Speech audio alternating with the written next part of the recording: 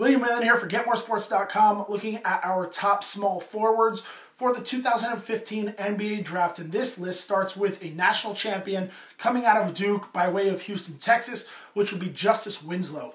Nobody in this class, I don't care what position we're talking about, in my opinion at least, has the combination of size, skill, athleticism, and competitive fire of Winslow. He displayed it time and time again at Duke, being the X factor in so many games. He was arguably their best player through the entire NCAA tournament until, of course, Tyus Jones absolutely took over in the final two games en route to Duke winning the title.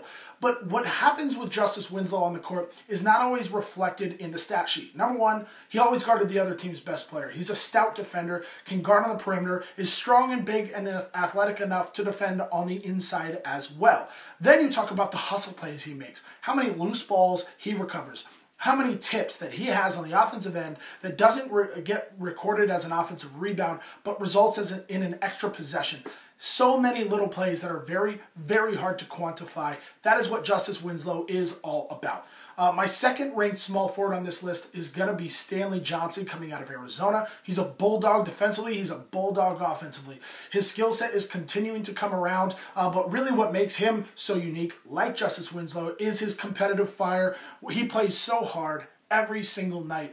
He's got to get better from the outside. He's got to get better off the bounce in terms of creating his own shot. But I do believe that'll come around because I've seen his skill level jump from being that of a really kind of low-level power forward as a sophomore in high school to one of the best players in the country as a freshman at Arizona. I definitely believe in Stanley Johnson. At the number 3 spot, I look at Kelly Oubre Jr. coming out of Kansas. Obviously, he had a hard time getting on the floor for Bill Self early in his freshman career, but his measurables are absolutely ridiculous.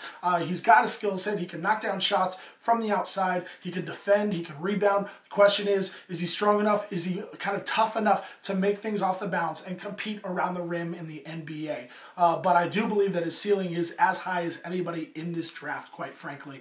My number 4 ranked small forward is going to be Sam Dekker out of Wisconsin. Explosive athlete. Obviously, he's skilled. Is he consistent enough for NBA GMs and NBA scouts to jump out of the late lottery and solidly into the mid-lottery, maybe around that 10 spot? That's going to be the question for Dekker. And obviously,